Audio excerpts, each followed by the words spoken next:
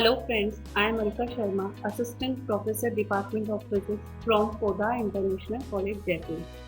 Today I am going to explain microwave frequency by klystron. So let's start. सबसे पहले हम बात करते हैं माइक्रोवेव के बारे में, ओके, एंड इसके यूजेस के बारे में. So microwaves are a type of electromagnetic radiation. Okay, तो हम इस ग्राफ में देख भी पा रहे हैं. तो इलेक्ट्रोमैग्नेटिक रेडिएशन कौन कौन से होते हैं? Gamma, X-rays, ultraviolet, visible light, infrared, microwaves and radio waves. Okay, so microwave अपन देख पा रहे हैं, शॉर्टेस्ट वेवलेंथ होती है इसकी. और किसी भी वेव्स की जब शॉर्टेस्ट वेवलेंथ होती है तो उसकी फ्रिक्वेंसीज बहुत हाई होती हैं. सो माइक्रोवेव फ्रिक्वेंसी किस रेंज के बीच में काम करती है? 300 मेगाहर्ट्ज से 300 गीगाहर्ट्ज तक काम करती है, जो कि हम इलेक्ट्रोमैग्नेटिक स्पेक्ट्रम में देख पा रहे हैं. सो अब बात करते हैं इसके यूजेस की, कि माइक्रोवेव फ्रिक्वेंसी जनरेट क्यों की जा रही है और उसका यूजेस कहाँ है इन जनरल लाइफ. तो माइक्रोवेव फ्रिक्वेंसी का सबसे ज़्यादा सूटेबल यूजेस है वो है वायरलेस ट्रांसमिशन ऑफ सिग्नल्स. जितने भी रेडार, सैटेलाइट कम्युनिकेशन होते हैं वहाँ पर अपना सारा वायरलेस ट्रांसमिशन ऑफ सिग्नल्स सामने आते हैं. सो माइक्रोवेव का बहुत वाइडली यूज़ किया जाता है ट्रांसमिशन ऑफ सिग्नल्स के अंदर, क्योंकि इनकी जो लार्जर बैंडविड्थ होती है वो सबसे ज़्यादा यूजफुल होती है. एंड माइक्रोवेव का यूज़ किया जाता है टेलीफोनिकली लॉन्ग डिस्टेंस कम्युनिकेशन के लिए भी किया जाता है, क्योंकि मैंने बताया है बैंडविड्थ बहुत लार्जर होती है, तो ज़्यादा डिस्टेंस के लिए अपन सिग्नल्स इसके थ्रू भेज सकते हैं without any noise, without any distribution. Next हम देखते हैं मेडिकल ट्रीटमेंट में. ऑब्वियस बात है, जहाँ हाई फ्रिक्वेंसीज की नीड होगी वहाँ माइक्रोवेव यूज़ की जाती है. लास्ट हम देख रहे हैं इसका यूज़ होता है कुकिंग के अंदर. Microwave are used in cooking also, और ये बहुत जनरल एग्जांपल है जो हम लोग अपने घरों में भी देखते हैं. माइक्रोवेव से माइक्रोवेव इलेक्ट्रॉनिक डिवाइस होता है जो अपन कुकिंग के लिए यूज़ किया जाता है, तो उसके अंदर माइक्रोवेव यूज़ की जाती है सबसे ज़्यादा. तो बेसिकली ये यूजेस हैं, इस वजह से माइक्रोवेव फ्रिक्वेंसी जनरेट की जाती है. Okay, so microwave frequency klystron से पहले किससे अपन जनरेट करते थे और क्लिस्ट्रॉन की नीड क्यों पड़ी, वो अपन इसके अंदर देखेंगे. तो conventional tubes. Okay, conventional tubes क्या होता है? पहले हम क्लिस्ट्रॉन से पहले फ्रिक्वेंसीज किससे जनरेट करते थे? कन्वेंशनल ट्यूब से. So conventional tubes are vacuum tubes.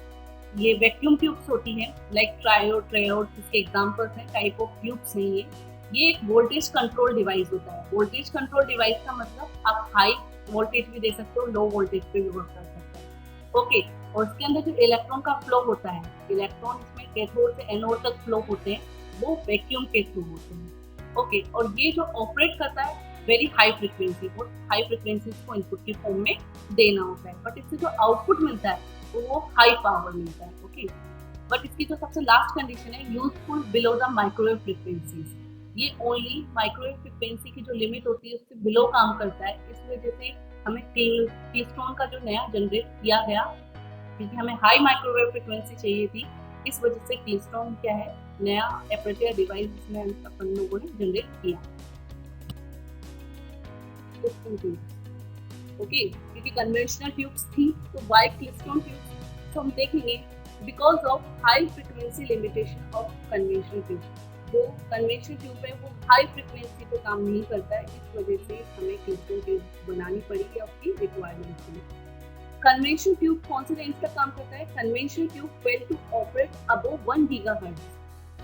ठीक है, ओनली 1 गीगाहर्ट्ज तक ही काम करता है, उससे अबव माइक्रोवेव फ्रिक्वेंसी अगर जनरेट करनी है तो कन्वेंशनल ट्यूब्स काम नहीं कर सकती. बिकॉज रीजन भी है इसके, वो हम देखेंगे. दो इफेक्ट होते हैं, transit time effect and screen depth effect.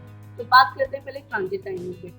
The transit time of an electron is the time taken by electron to travel from cathode to anode. Okay, तो बेसिकली मैंने बताया कि इलेक्ट्रॉन मूव करते हैं वैक्यूम के अंदर. वैक्यूम के अंदर इलेक्ट्रॉन कैथोड से एनोड तक जाते हैं, तो उसके अंदर एक साइकिल होती है.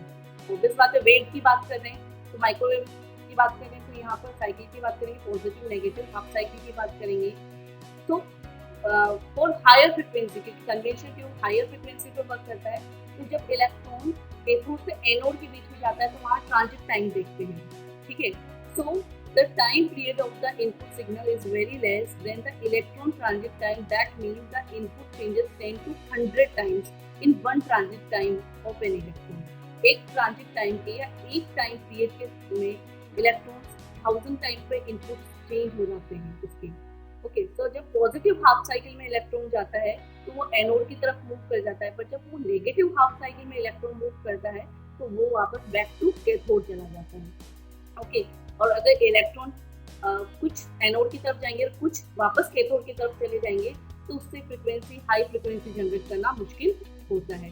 तो इस चीज के, इस इफेक्ट को कम करने के लिए क्या किया जाता है, डिस्टेंस कम की जाती है किसके बीच में, इलेक्ट्रोड्स की। कैथोड से एनोड के बीच की अगर हम डिस्टेंस कम कर देंगे तो बेसिकली ये प्रोसेस कम हो जाएगा पॉजिटिव और नेगेटिव हाफ साइकिल में जाने का, जिससे कम से कम इलेक्ट्रॉन कैथोड तक वापस जा पाएंगे। ओके, बट कन्वेंशनल ट्यूब्स के अंदर ये डिस्टेंस बहुत ज्यादा होता है। ओके, सेकंड बात करते हैं skin depth effect. Skin depth effect से पहले स्किन डेप्थ की बात कर सकते हैं। स्किन डेप्थ क्या होता है, किसी भी वेव की पेनिट्रेशन की एक लिमिट होती है। ओके, तो स्किन डेप्थ किसी भी वेव को पेनिट्रेट, किसी भी मीडियम में, किसी भी फॉर्म में पेनिट्रेशन को बताता है। Okay, so skin depth is inversely proportional to square root of frequency होता है। सो दैट मीन अगर फ्रीक्वेंसी हाई है, जैसे कि मैंने बताया कन्वेंशनल ट्यूब्स हाई फ्रीक्वेंसी पर वर्क करता है, तो इनका स्किन डेप्थ बहुत कम हो जाता है। ओके, अब स्किन डेप्थ कम हो जाएगा तो माइक्रोवेव फ्रीक्वेंसीज जो करंट फ्लो होता है वो ओनली सरफेस पे होगा। ओके, और अगर ओनली सरफेस पे होगा तो पेनिट्रेशन कम होगा, इफेक्टिव एरिया कम हो जाएगा, तो उससे कंडक्शन कम हो जाएगा, और कंडक्शन अगर कम होगा तो माइक्रोवेव फ्रीक्वेंसी कम जनरेट होगी। तो ये दो इफेक्ट ऐसे होते हैं जिसकी वजह से कन्वेंशनल ट्यूब्स जो होती है वो 1 गीगाहर्ट्ज से ऊपर फ्रीक्वेंसी जनरेट नहीं कर पाती। इस वजह से क्लिस्ट्रोन यूज किया जाता है। अब बात करते हैं क्लिस्ट्रोन। क्लिस्ट्रोन क्या है, होता है एक लीनियर बीम ट्यूब है, इसका सेटअप लीनियर फॉर्म में होता है और इनको ओ टाइप ट्यूब्स भी बोलते हैं। ठीक है, सो लीनियर बीम ट्यूब का भी दो स्पेसिफिकेशन है, बट हम ओनली इसके बारे में बात करेंगे, क्लिस्ट्रोन के बारे में बात करेंगे। जैसे कि हम डायग्राम में देख रहे हैं, क्लिस्ट्रोन में कैविटी और रेजोनेंट होते हैं, इनका सबसे इंपॉर्टेंट रोल होता है कैविटीज का, जो कि अभी हम क्लिस्ट्रोन के डायग्राम में देखेंगे। क्लिस्ट्रोन 2 टाइप्स बताया गया है, मल्टी कैविटी क्लिस्ट्रोन और रिफ्लेक्स क्लिस्ट्रोन। मल्टी कैविटी क्लिस्ट्रोन को 2 टाइप क्लिस्ट्रोन भी अपन बोल सकते हैं। सो अब बात करते हैं क्लिस्ट्रोन। डेफिनेशन की बात करते हैं।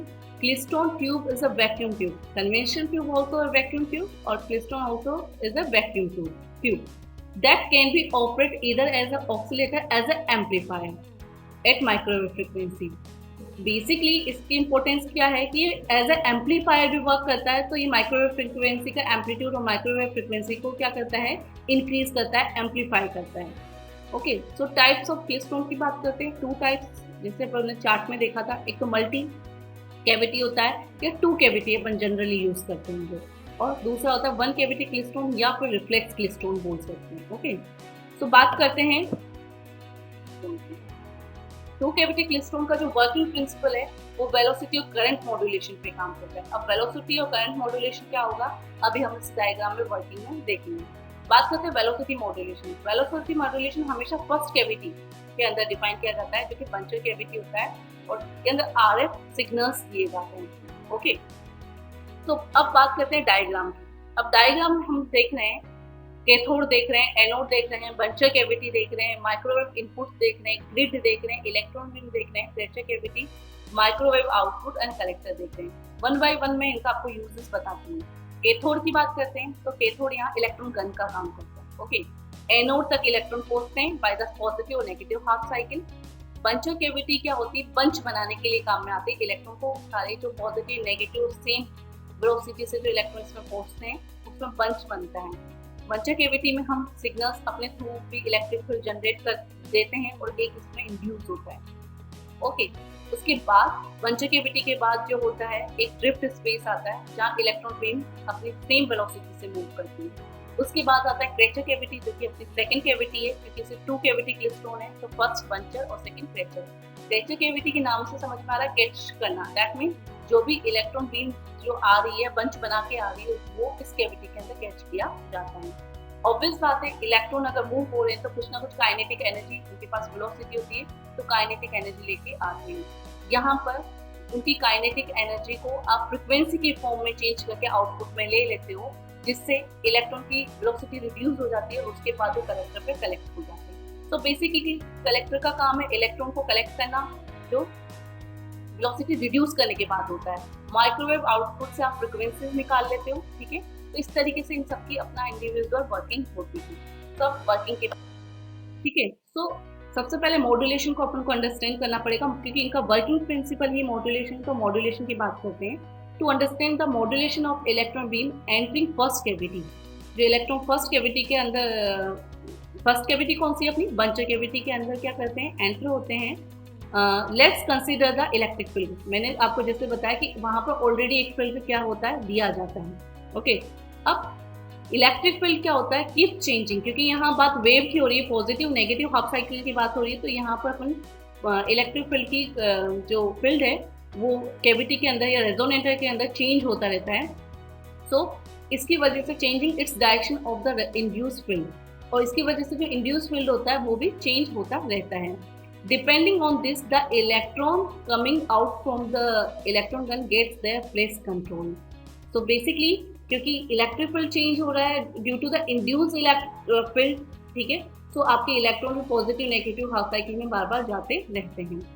सो बेसिकली जो इलेक्ट्रॉन नेगेटिव हाफ साइकिल में जाते हैं, ठीक है, या फिर अपने ऐसे बोल सकते हैं जिन इलेक्ट्रॉन की जो इलेक्ट्रॉन डी एक्सेलेटेड हो जाते हैं नेगेटिव हाफ साइकिल में जाने से, उनकी वेलोसिटी स्लो हो जाती है, ओके। जैसा कि हम डायग्राम में देख पा रहे हैं, स्लोअर वेलोसिटी जब वो नेगेटिव हाफ साइकिल में जाते हैं। जो इलेक्ट्रॉन पॉजिटिव हाफ साइकिल में जाते हैं, ओके, उनकी वेलोसिटी क्या होती है, इंक्रीज हो जाती है, वो एक्सेलेटेड होते हैं, उनकी वेलोसिटी क्या हो जाती है, इंक्रीज हो जाती है, वो फास्टर वेलोसिटी में आ जाते हैं। कुछ इलेक्ट्रॉन ऐसे होते हैं ना पॉजिटिव ना नेगेटिव हाफ साइकिल में जाते हैं, वो सेम स्पीड से निकल जाते हैं ड्रिफ्ट स्पेस में, तो उनकी वेलोसिटी क्या होती है, सेम होती है। तो बंचर कैविटी के अंदर जो साइकिल होती है इलेक्ट्रॉन की, पॉजिटिव नेगेटिव हाफ साइकिल होती है, उसमें इलेक्ट्रॉन एक्सेलेटेड और डी एक्सेलेटेड होकर क्या करते हैं, बंच बनाते हैं, ओके। और ये होता है बंचिंग प्रोसेस आपका, ठीक है। अब इलेक्ट्रॉन जब बंच बना लेते हैं इसमें, और ये बंचिंग किसके, ये चेंजेस किसकी वजह से होता है, जो इलेक्ट्रिक फील्ड की वजह से इंड्यूस हो रहा है फील्ड, वो चेंज होता है, कंटिन्यूसली चेंज होता है। इस वजह से जो इलेक्ट्रॉन एंटर होते हैं बंचर कैविटी में, वो पॉजिटिव हाफ साइकिल और नेगेटिव हाफ साइकिल में कंटिन्यूसली एक्सलेटेड और डी एक्सलेटेड होते रहते हैं, जैसा कि डायग्राम में देख रहे हैं। और फिर बाद में जाके जो तीनों कंडीशन है, स्लोअर, फास्टर एंड सेम, वो जाके बंच बना लेते हैं। तो ये प्रोसेस पहले आपका क्या होता है, वेलोसिटी मॉड्यूलेशन, वेलोसिटी का इंक्रीज होना, डिक्रीज होना, सेम रहना, ये होता है वेलोसिटी मॉड्यूलेशन। उसके बाद इलेक्ट्रॉन का आपस में बंच बना लेना, वो होता है बंचिंग प्रोसेस होता है, ओके। ये बंचर कैविटी से निकलने के बाद ये ड्रिफ्ट स्पेस में ट्रेवल करते हैं, और ड्रिफ्ट स्पेस में ये सेम वेलोसिटी से, जो फाइनल वेलोसिटी होती है वेलोसिटी मॉड्यूलेशन के बाद, उसी वेलोसिटी से मूव करते हैं, ओके। ड्रिफ्ट स्पेस के बाद ये जाते हैं किसके अंदर, क्रेचर कैविटी के अंदर। ऑब्वियस बात है, क्रेचर कैविटी पे अपन आउटपुट लेते हैं, तो जितनी भी काइनेटिक एनर्जी है इलेक्ट्रॉन्स के पास, ओके, वो काइनेटिक एनर्जी क्या करते हैं, चेंज करते हैं, और अपन फ्रिक्वेंसी के फॉर्म में आउटपुट के अंदर से ले लेते हैं। जैसे ही इलेक्ट्रॉन की काइनेटिक एनर्जी को कैच किया जाएगा बाय क्रेचर कैविटी, तो इलेक्ट्रॉन की वेलोसिटी रिड्यूस होगी, और इलेक्ट्रॉन की वेलोसिटी रिड्यूस होते ही उन्हें कलेक्टर के थ्रू कलेक्ट कर लिया जाएगा। तो इस तरीके से टू कैविटी क्लेस्ट्रॉन की एक साइकिल खत्म हो जाएगी, ओके। जब इस प्रोसेस को हम बार बार रिपीट करते हैं, तो और हम फ्रिक्वेंसी एम्पलीफाई कर सकते हैं, हाई माइक्रोवेव फ्रिक्वेंसी अपन क्लेस्ट्रॉन के थ्रू जनरेट कर सकते हैं, ओके। सो बेसिकली यह डायग्राम भी आपको यही बता रहा है, कैस्केडिंग ऑफ मल्टी, ये बेसिकली मल्टीपल क्लेस्ट्रॉन्स के लिए काफी सारे क्लेस्ट्रॉन अगर अपन लगा दें, काफी सारे ग्रिड बना दें, जिसमें कैथोड, ग्रिड का क्या मतलब होता है, बहुत सारे एनोड कैथोड अपन यूज करेंगे इस प्रोसेस में, तो वहाँ ग्रिड हो जाता है। तो उसमें क्या होगा, इलेक्ट्रॉन बहुत ज्यादा एक्सेलेटेड और डी एक्सेलेटेड होंगे, ऑब्वियस बात है, क्योंकि बहुत सारे ग्रिड बना देंगे, तो जो इलेक्ट्रॉन बंच बनेगा वो काफी हाई वेलोसिटी पे बनेगा। और यही बंचिंग प्रोसेस का सेकंड डायग्राम अपन देख पा रहे हैं, वही कंडीशन अपन देखा है, positive half cycle, negative half cycle और सेम, ठीक है, नो चेंज वाली कंडीशन से फिर इलेक्ट्रॉन बंच बनाते हैं, ओके। अब इस तरीके से टू कैविटी क्लेस्ट्रॉन के थ्रू अपन हाई माइक्रोवेव फ्रीक्वेंसी जनरेट कर लेते हैं। स्पेसिफिकेशन भी अपन देखते हैं। स्पेसिफिकेशन ये है कि जो बीम वोल्टेज है वो कहाँ तक काम करता है, up to hundreds of kilovolt के तक काम करता है, और जो टू कैविटी क्लेस्ट्रॉन की एफिशिएंसी है वो 40% होती है, ओके। और पावर आउटपुट जो होगा, एवरेज पावर अगर अपन देखें तो 500 किलो वोल्ट है, और अगर पल्स पावर जो हम देते हैं पल्स के थ्रू, वो 10 मेगा वोल्ट या मिली वोल्ट की कंडीशन में अपन देख लेते हैं, वॉट की कंडीशन में। और पावर गेन जो होगा इससे आउटपुट पावर वो होता है अपना अबाउट 30 dB के कंडीशन में होता है, सो बेसिकली ये स्पेसिफिकेशन है टू कैविटी क्लेस्ट्रॉन की।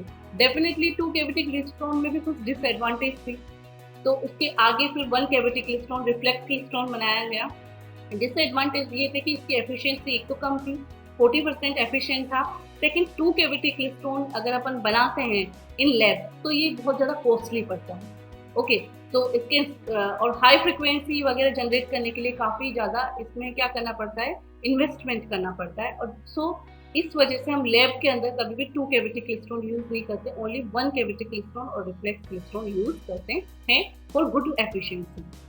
Okay, so to cavity klystron यहाँ पर अपन देखते हैं, उसकी वर्किंग अपन ने देख ली है, उसका स्ट्रक्चर अपन ने देख लिया, उसका स्पेसिफिकेशन अपन ने यहाँ पर देख लिया है। Okay, thank you.